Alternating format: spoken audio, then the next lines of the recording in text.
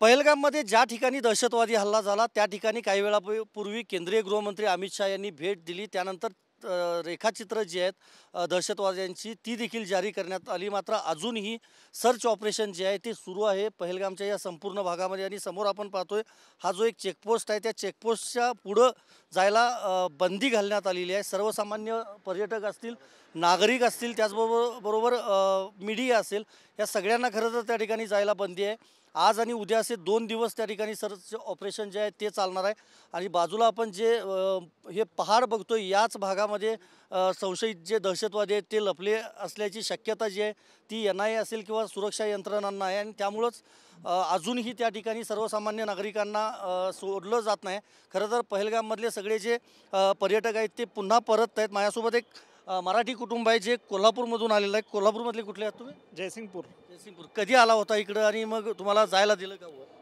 आम्ही काल दुपारी 12:30-1च्या दरम्यान इकडं आलो होतो आणि त्यावेळेला ते सिक्युरिटीच्या कारणानं आम्हाला सोडलं नाही तिकडं.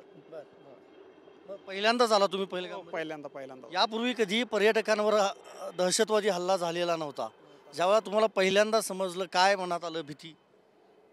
थोडं एकदम फार वाईट वाटलं की एवढ्या लोकांच्यावरती हल्ला झालेला आहे आणि एकदम मनाला म्हणजे भीतीदायक वातावरण सुद्धा वाटलं.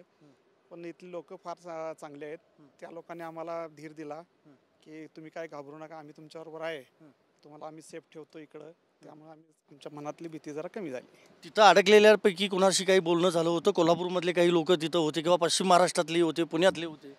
त्यांच्याशी काय नाही झालं बोलणं. सुरक्षा यंत्रणांची एक भीती असते नागरिकांमध्ये, पण CRPF असेल, जम्मू काश्मीर पोलीस असतील, त्यांचं एकंदरीत बिहेवियर कसं वाटलं ॲज अ पर्यटक म्हणून? तिने एकदम कॉपरेट करून घेतलेत आणि ज्यावेळी त्यांना कळालं की असं हल्ला झाले त्यानंतर त्यांनी कोणाला असं बाहेर जाऊ दिलं नाहीत. तिथं पण सगळं कंट्रोल करून घेतली ती सगळी. ज्यावेळेला पहिल्यांदा बातमी ऐकली त्यावेळेला काय पहलगामबद्दल चित्र निर्माण झालं? एकदम मनात असं भीती वाटली, एकदम धक्कादायक असं हे वाटलं की असं झालंय, टुरिस्टवर झालंय. आपण टुरिस्ट आहे, फर्स्ट टाइम आलोय. असं खूप एकदम असं भीती वाटली खूप. तुला काय वाटतं? सुट्टी एन्जॉय करण्यासाठी खरं तर तुम्ही सगळे आला होता? मला पण वाईटच वाटलं, कारण पहिल्यांदा आलोय काश्मीरला आणि असं चित्र बघायला भेटतंय.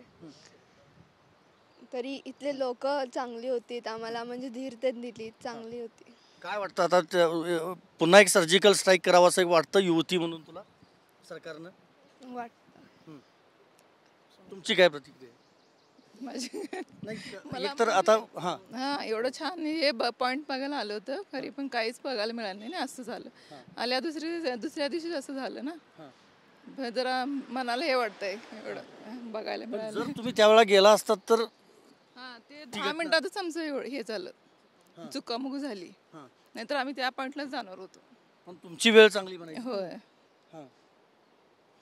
अगदी. खरं तर ही सगळी फॅमिली जी आहे हिचं जयसिंगपूरची फॅमिली ही तिथं पोचणार होती. मात्र पोचण्यापूर्वीच दहशतवादी हल्ला झाला आणि त्यानंतर सगळे रस्ते जे आहेत ते पूर्णपणे बंद करण्यात आलेले होते. त्यामुळं त्यांची वेळ चांगली. पण अजूनही मी सांगितल्याप्रमाणे ज्या ठिकाणी हल्ला झाला होता त्या घटनास्थळावर जायला अजूनही बंदी घालण्यात आलेली आहे. जम्मू काश्मीर पोलीस असतील, NIA असेल, त्याचबरोबर सुरक्षा यंत्रणा, मग सगळ्या CRPF, CISF, त्याचबरोबर SSB, इंडियन आर्मी, या सगळ्यांकडून सर्च ऑपरेशन जे आहे ते अजूनही पहलगामच्या जंगलामध्ये सुरू आहे. नेमकं आता हे दहशतवादी कधी पकडले जातात याचीच प्रतीक्षा संपूर्ण देशाला असणार आहे. व्हिडिओ जर्नलिस्ट विनोद कुमारसह मी संदीप राजगोळकर, TV9 मराठी, पहलगाम.